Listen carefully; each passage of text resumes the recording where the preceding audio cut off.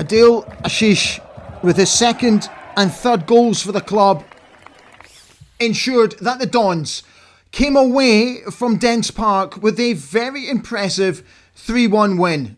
And let's not forget that absolute belter from Kevin Nisbet into injury time. It now means that the Dons are unbeaten in 6, and we have climbed into the top half of the table for the first time this season. Next up for the Dons, we are in European action on Thursday night against Strasbourg, and then we welcome Kilmarnock to Pittodrie a week today, 3 o'clock kickoff, with the possibility of getting closer to Hibs.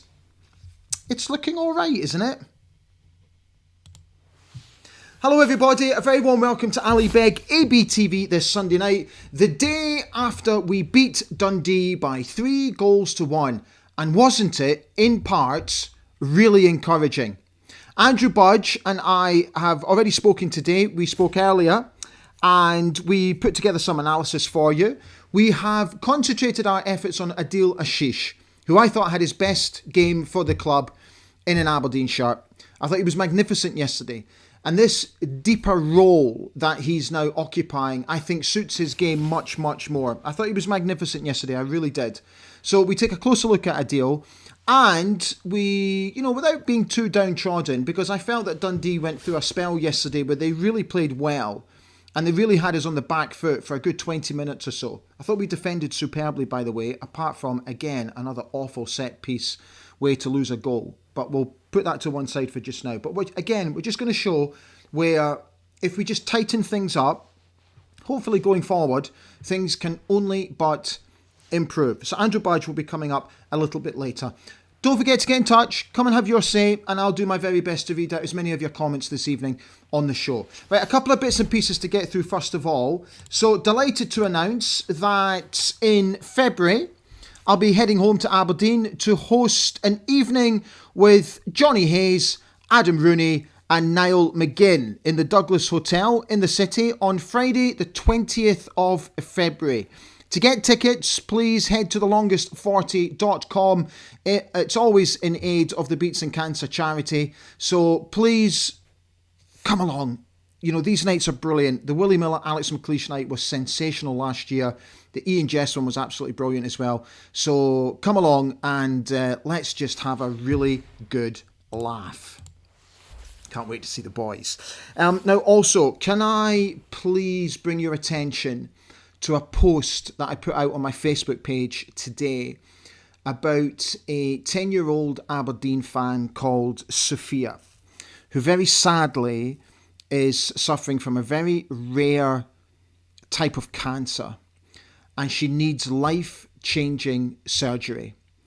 And the only place where she can get this surgery is in America. So there is a fund being set up by her family and her friends to try and raise £500,000 for her to be able to receive this treatment. Already the donations that have come in are mind-blowing. It's absolutely phenomenal how much money has been raised already. And I'd just like to thank each and every one of you who have already donated to the fund after seeing my post today. So thank you so much for your generosity. And to Sophia and to her family, as we always say here on Ali Beg ABTV, we are absolutely with you, Sophia. The Aberdeen community that is on my channel will be 100% behind you, and we will fight with you all of the way. So we are sending you our utmost love. We, Sophia, 10-year-old Aberdeen fan. Please go to my Facebook page. All the details are on there about how you can donate to her. Right, let's get to yesterday's game. So, first and foremost, the team. What did you think of the team? So the manager made a couple of changes from the game that we drew against St Mirren. So Jesper Karlsson returned, as did Marko Lazetic, which meant Topi Keskinen and Kevin Nisbet dropped down to the bench. Jack Milne made his 50th appearance for the club yesterday. Here's your match stats. So 45.4% of possession we enjoyed yesterday. I'd put that down to the fact that Dundee really did enjoy long spells with the ball yesterday in the second half.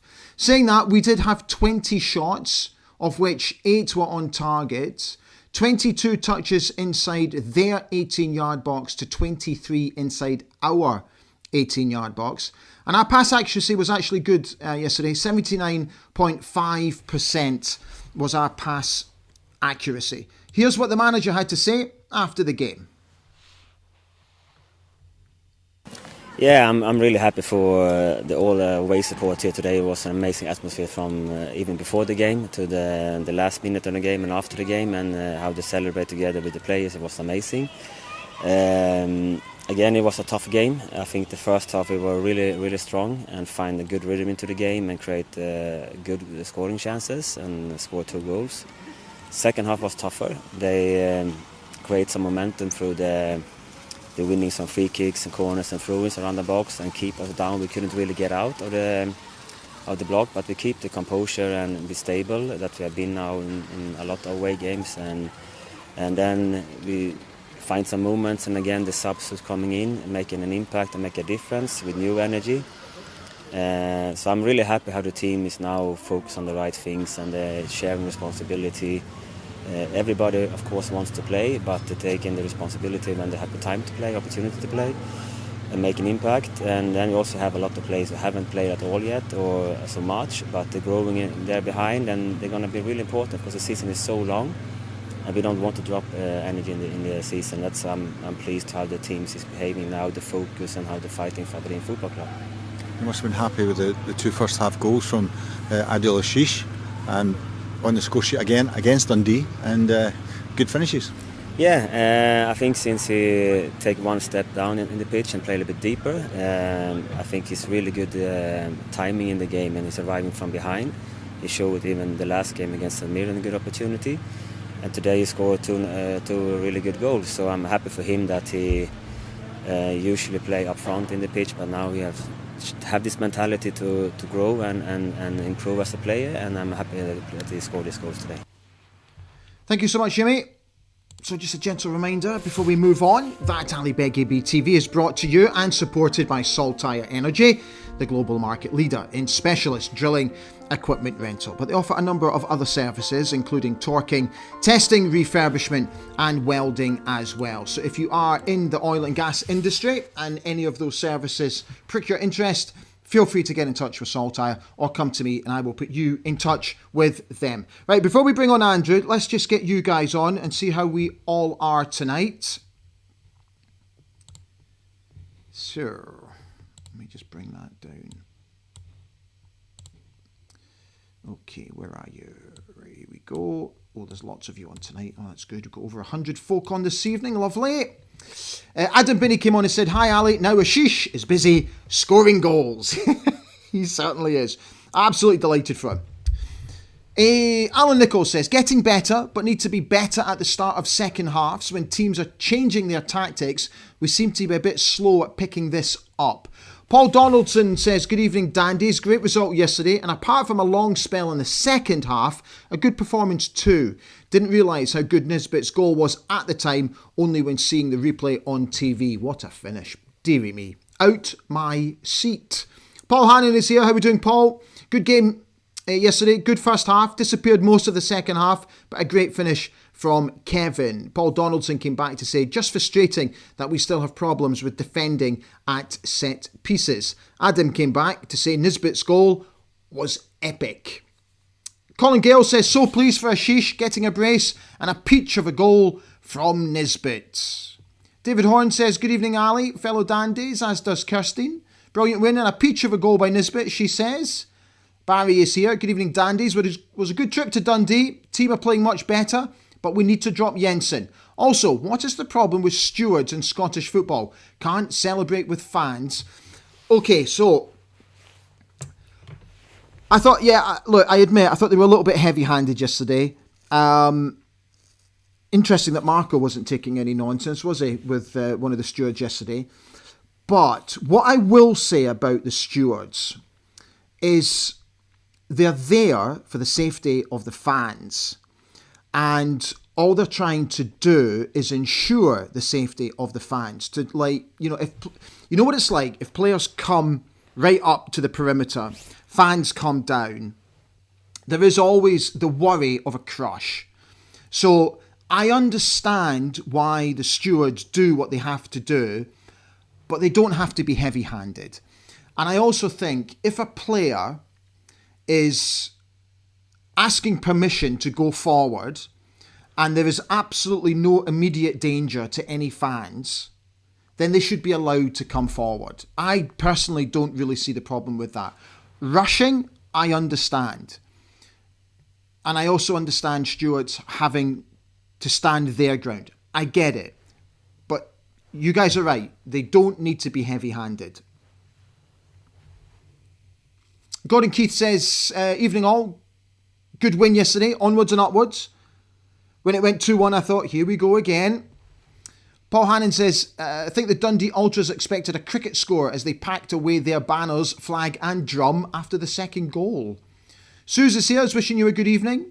Scott McLean says, our upturn in form is down to Adil, Dante and Armstrong bossing midfield. Win the midfield battle equals win the game. In brackets, usually.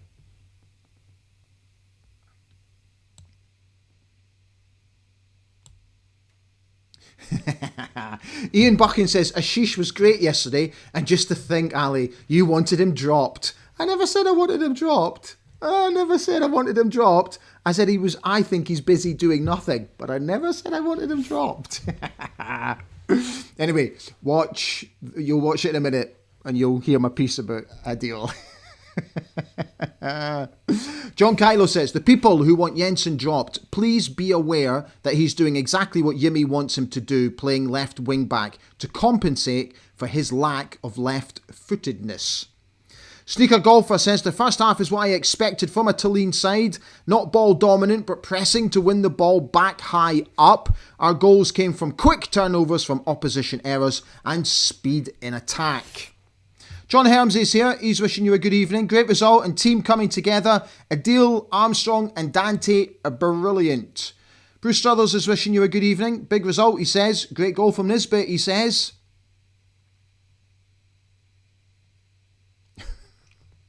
Graham Barron is on. How you doing, Ali? He says, did Bad Boys Inc. switch on some Christmas lights where you are with that outfit on? Hey, yeah. This is fashion, dear boy. Fashion. And it's keeping me warm in a very cold studio. John Grant says, what a decent performance that was. Ashish was so good at being in the right position at the right time. It won the game for us. Much quicker at attacking and chose the correct option. Right, I think it's about time we got on Andrew Budge. So, as I said at the top of the show, Andrew and I take a closer look at Adil Ashish's performance yesterday. And just, again, where we just have to be slightly careful going forward if we want to improve on things. So, welcome back to the show, Andrew Budge. Hello, mate. How are we doing today? Yeah, good. Thanks, Ali. Good man. Right, we've got plenty to talk about, lots of graphics to get through. But before we do that, let me ask you for your general thoughts on yesterday's performance. I thought it was a pretty excellent performance in the first half. A little bit different in the second, but I thought we completely controlled the opening 45. Really sort of brilliant out of possession, I thought, and forced Dundee into a lot of errors. Won the ball up high quite a lot and really had a lot of success in just pressurising them and winning the ball up high and just really playing through them. So I was really encouraged by the first half. Kind of showed, the second half showed us how momentum of games can change so quickly. Just one set piece, even up until the sort of 60th minute, I still thought we had a lot of control. We conceded the corner, conceded another set piece goal, and again just put a lot of pressure on ourselves. I thought we made quite hard work of it at points from then onwards. There's certainly a 15-minute spell where there were some really crucial blocks from sort of Devlin and Milne, so we were really fighting to stay in it there. But it's a sort of game I think we maybe wouldn't have won not too long ago. So I think it's a lot of progress, and I do take a lot of positives from the first half. So overall, pretty happy. Yeah, I couldn't agree more. Okay, so on the previous show, I was posed a question about my thoughts about Adil Ashish, and I said that I felt he was a player busy doing nothing.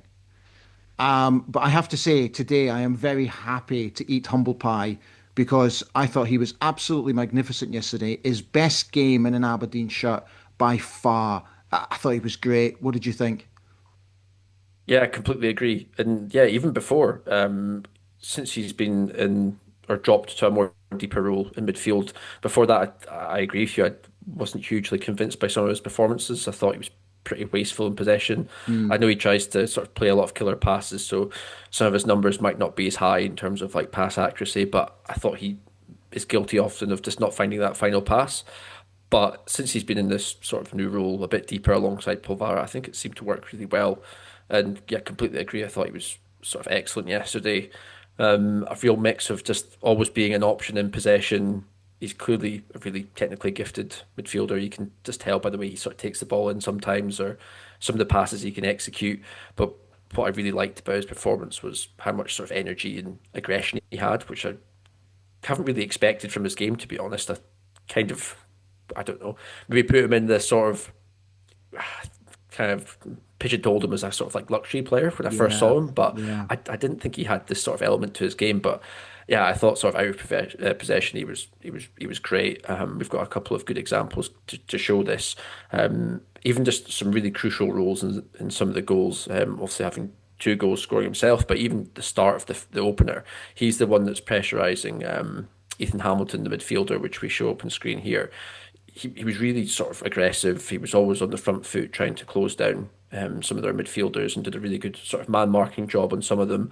And in this example, he just snaps onto Hamilton really quickly, closes him down, and that kind of forces him to play that straight pass to Carlson, which eventually leads up to the goal. Carlson sort of drives through on goal, plays that good pass to Lazetic. Lazetic's first touch I thought was excellent. Mm. He really took it in his stride really well and forced that save from McCracken. And then when we sort of move on to the next example, that's where you can see so that late run from Arshish, which I think he's really good at. He's just on hand to convert. I think the Dundee keeper McCracken should do a lot better. To be honest, he's parried that right into the middle of the goal, but yeah, his timing of Arshish's run was really good, and yeah, a great finish past the goalkeeper. And sort of interestingly, he had a really similar example against St Mirren earlier this week. Then on that occasion, he sort of put it over the bar, but it's definitely something he's got in his game. I think he does time these late runs really well, and it's just good to see from the start of the move. He's the one that sort of pressurised and forced the error and really had a lot of energy to his game. And then we've got one other example of Arshish. Just again, what I really love about this example here is just like his anticipation. He kind of watches the body language of Trey Wright here, number seven, and at one point he gets the ball, moves it onto his left foot, and then kind of arcs back onto his right, and you can kind of it's quite I don't know. You can tell he's going to play that square pass through to the midfielder Hamilton, and you can just see Arshish there. He's already anticipated it. He's already sort of running to intercept that ball. The midfielder that's next to him, he's kind of pointing towards Hamilton in the middle, saying, sort of urging him to pass there, but he's Mm. not even spotted Arshish just over his shoulder. And the way he nips in there, intercepts the ball up high, really similar to some of the other examples in the first half. He drives in or drives forward against the back line, plays it in Lazetic, and it's a really great block. But it's just really encouraging to see sort of that level of appetite from him and sort of aggression in his game. It seems to be a really good balance between him and Polvara right now. So it's yeah, really positive for sort of upcoming fixtures, and just hope we can sort of replicate this on a more regular basis. Yeah, yeah, I absolutely tip my hat to him. I thought he was great yesterday. I really did. Okay, let's chat a little bit about Dundee because down the flanks yesterday, I thought they were causing us a lot of problems. And fair play to them because I think they controlled the game for a good 20, 25 minute spell yesterday in the second half where I felt they were swarming us at one point. They looked really good down the flanks. Yeah, they did. They did quite a good game plan. I think it's credit to us to sort of force them into errors, but they definitely had a sort of game plan to get the game out wide and really look to sort of isolate our fullbacks. We've got some examples. The first one we show up on the screen here. The two wingers, Ugani and Congreve. Congreve looks a really good player. I Mm, like the look of him. mm, Both of them had a lot of crossing opportunities yesterday. I think it was 17 for Congreve and 8 for Ugani, and Danda had 5 as well. So that sort of pure volume of crossing numbers, you're kind of giving yourself a chance to to capitalise from it. I thought we did a good job at sort of winning a lot of these first contacts, but just from pure sort of volume alone, that they gave themselves a chance to sort of test the back line, which I think we don't do enough a lot of the time. The player with the most crosses for us was Armstrong with just two. So compare that Two. to Congreve with 17 and Ugani with 8. Yeah, so it's a very different sort of style to how we played yesterday. But Mm. yeah, I thought they had some success. As I said before, in this example, it was Lobben who was sort of 1v1 with Ugani. I thought Lobben had quite a difficult game defensively. I thought he was really good on the ball and like had a lot of energy and bursting past players and a couple of good crosses, but I think he maybe needed a bit more support 1v1 against Ugani because he was very quick and I think in a couple of instances he just didn't get close enough to him or do enough to sort of put him off and prevent the cross. So that's what sort of happened here. Moving on to the next example, he gets down to the byline and you can just see that little gap between the winger and Lobben. I just think he needs to be that couple of yards closer in the first instance and just put him off, give him a bit of a shove or a shoulder barge and just put him off that cross or try and stop it in the first instance. Because you can see at the sort of back post there, you've got four Dundee players sort of queuing up to try and get on the end of that, and it was actually quite a decent chance for them in the first half. I think, yeah, I think Robin will sort of learn from that. He's still very young, and he's got a lot to his game. So you're going to have sort of difficult games when you're 1v1 versus wingers. I think he could have maybe done with a bit more support from the likes of maybe Devlin in this instance, or sort of Armstrong here. You can see he maybe could have doubled up and just given a bit more support. So just a bit more protection when you're 1v1 against a winger. The other example we've got is in the second half. This is sort of in that spell where just after Dundee scored, it really looked like they were sort of piling on the pressure against us. In this instance, Lobbins actually got some support in Carlson, but as I've shown with the arrows there, I don't think either of them gets close enough to stop the cross of Igani, and in this instance, he sort of curls one to the back post, and it's a really actually good interception or sort of clearance from Jensen at the back post. There were a couple of other instances I could have pulled out where, and it wasn't just Lobben. There was a few players that just weren't getting close enough to the crosser, and it required some really great defending from the likes of sort of Milne and Devlin. That block from Devlin in the second half was Yeah. last ditch, but yeah, terrific. Yeah. So yeah, I think we just need to maybe sharpen up a little bit in the wider areas and just make sure we're getting sort of closer to our crossers and preventing crosses in the first instance. But I still think sort of Lobben had a lot of good areas to his game yesterday. So yeah, I wouldn't want to be too negative, but it's just one to maybe learn from.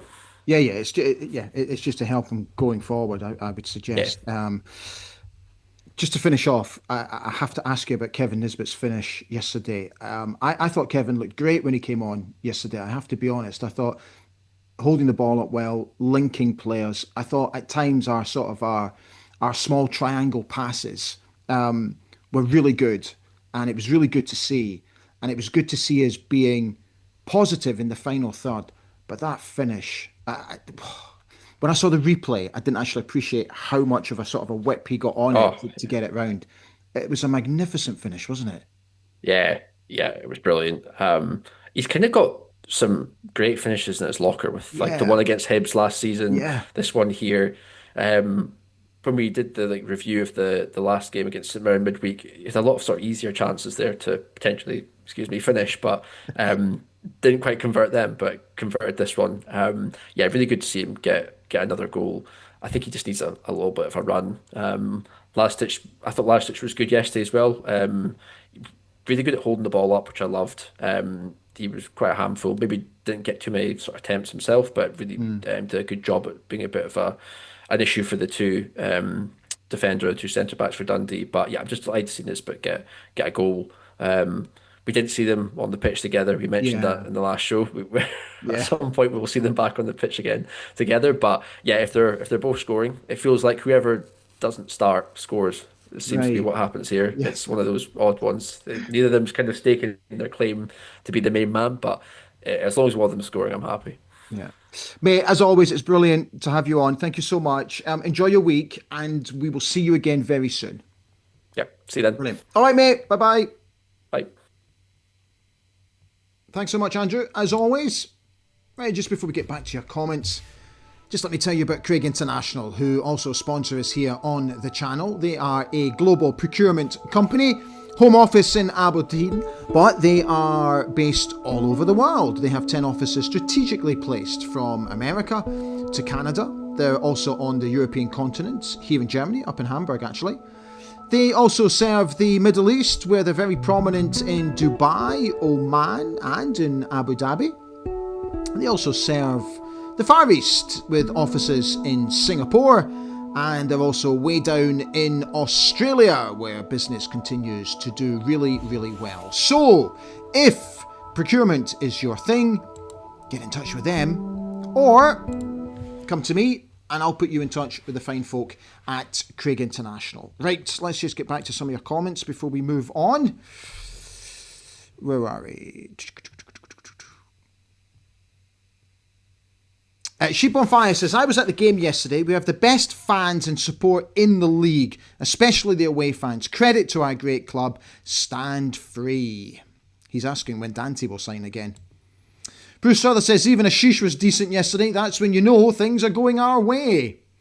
Sneaker Golfer says, I'm a big Leighton Clarkson fan. However, I think Adil offers you technically everything you get from Leighton, but with more physicality and a bigger engine. Is Adil worth the muted fee? I'll wait to decide. Michael Taylor says, good evening everybody. Buzzing for the result yesterday. Kevin Nisbet with a Christmas cracker. So Paul Hannon's asking, what's happening with Milanovic, Palaversa and Giamfi missing in the last few outings? I just think it's squad rotation. That's what I put it down to. Dave B says, Lazetic is playing the part that I believe Yengi was brought in for. I believe Yengi was supposed to be the experienced version of Lazetic, the young future version. Lazetic is good enough, so play him.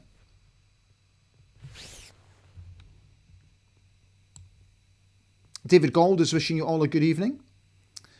John Grant says, Simon Murray looked very sluggish. Maybe the years are catching up with him. Good job we didn't sign him in the summer. Loban, unlucky not to score. We definitely look a bit light on the left wing back area.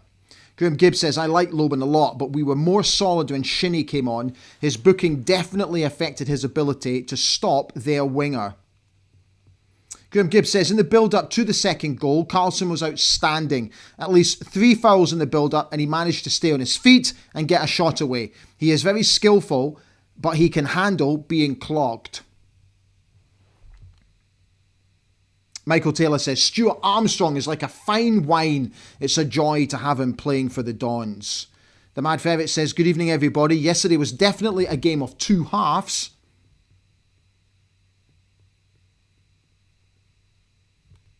Howard Fowley says, great finish by Nisbet, but Lazetic is still my first choice as our number 9. Sugarland says, the Oshish Polvara Armstrong setup looks like it is working. Doubly annoying that Yimi changed what was working against St Mirren and cost us the win.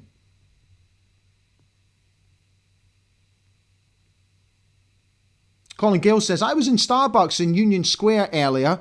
Carlson came in and while he was leaving, he took the time to engage with a couple of young fans. Good to see, absolutely. Dave B says, humble pie alley on Ashish. Well, you just saw the interview and I'm more than happy to eat humble pie. Do you know what? I don't have an ego when it comes to stuff like that. I absolutely don't. If I get it wrong, I am absolutely happy to hold up my hand and say, do you know what? I got it absolutely wrong. But what I will stand by is that until he went into that deeper role, I still think he was busy doing nothing. And I was wanting an awful lot more from him. And I expected an awful lot more from Adil. And again, like I say, I don't speak on behalf of any Aberdeen fan, but I would like to think that you agree. So yesterday, as much as I am happy to sit here and respectfully have a wee pop, I'm also happy to sit here and say, do you know what? I tip my hat. I absolutely see what you're doing. I have absolutely no issues with that whatsoever. In fact, I like to be proven wrong when it comes to my football team. I like to be proven wrong.